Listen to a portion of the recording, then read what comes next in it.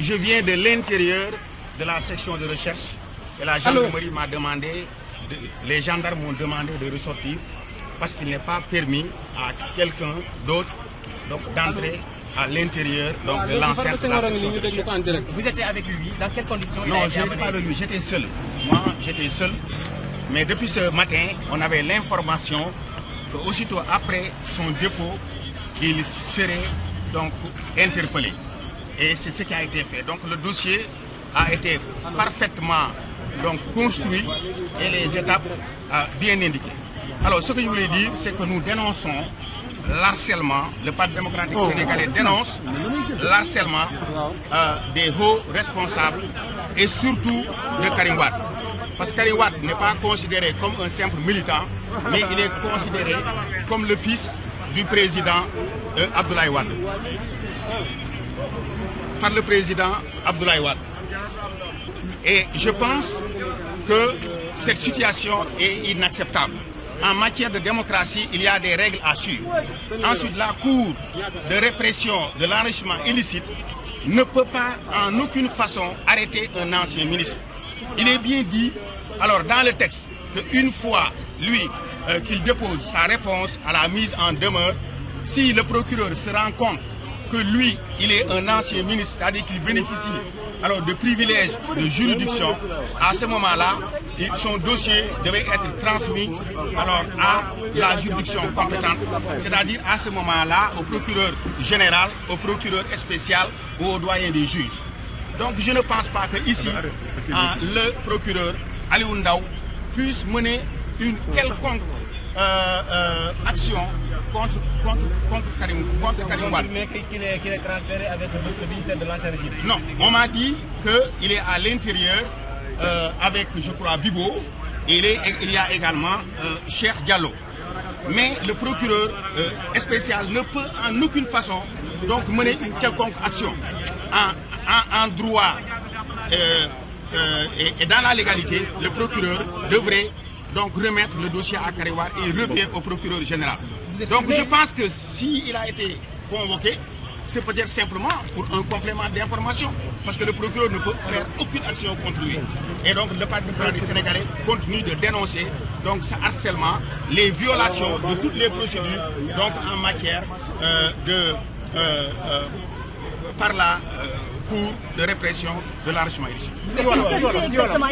Oui, je ne suis pas surpris parce que je sais, et le Parti démocratique sénégalais sait, que déjà il y avait un schéma qui a été mis en place pour neutraliser Karim Wade. Le régime a peur de Karim Wade pour les prochaines élections. Le régime veut également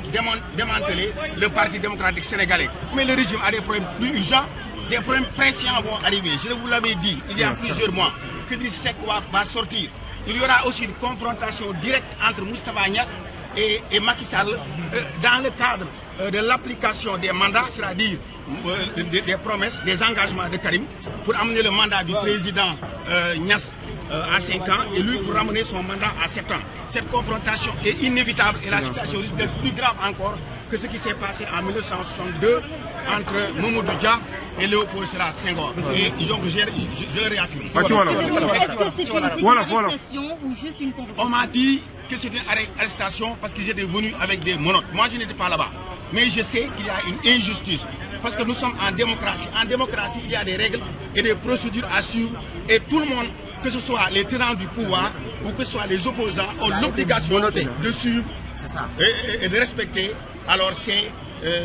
procédures. Et Karim Wade menotté, c'est une sorte d'humiliation. Le pouvoir veut montrer sa force. C'est une dictature rampante.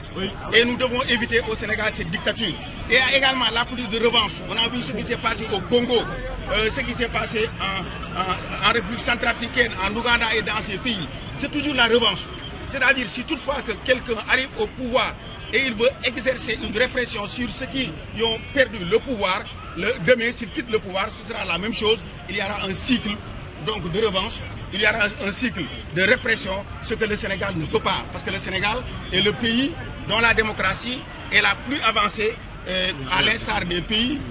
occidentaux comme les États-Unis, la France, l'Italie, etc. Donc ce que nous dénonçons, cette forme de répression, de harcèlement contre le parti démocratique sénégalais. ci wolof alors tey lu baan dugg naa ba ci biir gendarme yi ñëw ne ma da ngay génnaat parce que fii kenn amul droit dugg fii dañ ñoo jox ordre nañu bu leen dugg ci loolu ci laa génnaatee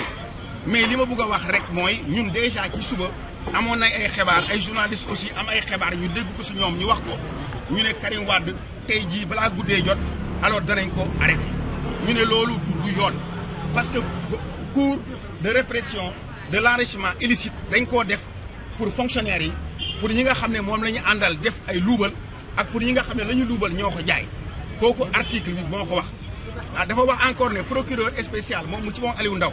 su jotee dossier mooy mise en demeure bi mu joxoon Karim Wade su Karim tontoo ba jox ko ak keneen ku mënoon doon danaan man kat kii mënuma sama cours de répression de l'enrichissement illicite mënu koo atte kon dama koy jébbal juridiction compétente yi tribunal bi nga xam ne moo ko war a atte ci loolu dafa war a jël dossier bi mu jébbal ko le procureur général muy Abdoulaye Diabé wala le procureur de la République wala le doyen des juges Mawa Sémou Diouf su ko defee ñoom ñu topp ko parce que juridiction spéciale dafa am fu mu yem mais mënoo créer alors sa yoonu bopp kon li mu def alors du yoon man damaa yaakaar ne sax dañ ko bu ñu ma déggee ne woo nañ ko ne dañ koo woo pour complément d'information parce que haute cour de justice ak procureur bi amuñu droit ci loolu donc mënuñu ko jàpp mais li ci gën a graaw mooy ñu jël ay menottes donc menotté ko ci li ñuy wax jël ko andi ko fii ci biir mais dafa mel ni ñoom Karim Wade ko bu ko toroxal dafa mel ni ñoom kon li ñu bëgg mooy parti démocratique sénégalais ñu démantelé ko Karim Wade aussi ñu jël ko neutraliser ko ba nga xam ne du yëngatu fekk élection ñuy jëm mu nga xam ne muy juróomi at ci kanam loolu la ñu wax ne du yoon démocratie ci réew mi dafa war a topp ay yoon ku perte pouvoir perte nga pouvoir ku nekk ci pouvoir ak ñoom ñëpp dañu war a topp yoon bi nga xam ne moom la pouvoir wax moo di li nga xam ne moom la yoon wax ñu topp ko mais li nga xam ne ñu ngi ko def parti démocratique sénégalais ñaawlu na ko ba fépp koo xam ne fa la ñaawlu yem. parce que nee nañu Diwo mi ngi foofu nee nañu également Cheikh Diallo mi seen nattangoo alors mi ngi foofu mais ak nu mu war a demee affaire bi gaaw na gaaw boo xam ne dafa ëlëm bopp. parce que ñun bettuñu parce que xamoon nañu ne alors ñoom ñi ngi préparé nu ñu mën a def ba dagg bopp parti démocratique sénégalais alors ba jàpp Karim te yéen journaliste am na si ñu ci wax ne xamoon nañ ne dañ ko jàpp tey donc ñun loolu bettuñu parce que ñoom jaarale wuñu dara ci yoon su fekkoon ne mbir mi dafa jaar ci yoon mais du am problème mais jaarale wuñu ko ci yoon parce que koo xam ne yor nga alali réew mi mais suñu la wooyee nga ñëw nga wax ni nga yore woon alali su dee toppee dara ñu jaarale ci yoon yi nga xam ne ñoom la yoon yi wax waaye li nga xam ne alors loi bi moom la wax mooy Aliou Ndao procureur spécial amul benn yoon boo xam ne war na mën a jàppale Karim Wade man ba leneen di xew yaakaar naa ne du ñoom parce que sañ-sañ bi mu def tey boobu procureur général muy Abdoulaye Diabé wala procureur de la République muy Ousmane Diagne wala Mawa Sémou Diouf bi nga xam ne mooy doyen des juges ñoom rek ñoo am prérogative boobu def ko fi donc moom amul droit téye kenn loolu laa xam ne pour wax leen ko ñu ngi koy ñaawlu parce que dañoo nekk réew moo xam ne su fekk yàlla defal nañu bañ amee indépendance ba léegi Sénégal am na jéego yoo xam ne amu fi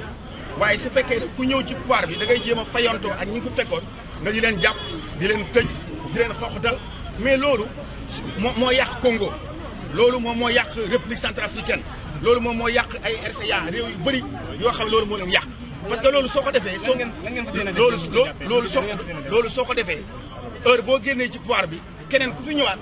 da ngay yaakaar def loolu moo tax da nga gis ñu gagné élection bi ñu gagné benn président élection rek mu foqati élection yi ci guddi gi daal di koy nangu loolu moo ko indi parce que yaakaar na ni su demee dañ koy topp li nga war a def nag parti bi dana réunir dana seet lu muy def parce que ku ñu jàppoon sa mbokk sax nga nekk benn famille benn njaboot da nga seet nooy def donc ñun danañ dajoo ñun ñëpp ñu seet naka la ñuy def ci ñaawteef gii man loolu laa bëggoon a wax pour ngeen xam ko Sénégal yëpp ñu xam ne li fi xew yoon waxu ko nañu laaj juriste yi nga xam ne ñoo nekk Sénégal maa ngi interpellé ñi nga xam ne ñooy organisation des droits de l'homme ñu seetaan mbir mi maa ngi interpellé également l'amicale des magistrats du Sénégal ñu xool mbir mi parce que su fekkee ne justice bi dafa am ñoo xam dañu ñëw pour taxawal pour jalgati ko pour yàq ko mais dañ koy yàqal pour Sénégal yi mais dañ koy yàqal pour ñi nga xam ne aussi ñoom lañ fay liggéey parce que ñoom ñoo ci nekk di liggéey parce que soo génnee bitim réew même ci affaire CEDEAO bi dañ ciy ñaawal justice su Sénégal te fekk justice bi deful dara dafa am ku jógee fële di ko bëgg a imposer ay loi justice bi donc loolu laa bëggoon a wax na réew mi ñu xam ne loolu mooy situation bi te xam ne itam alors lii war na ci jóg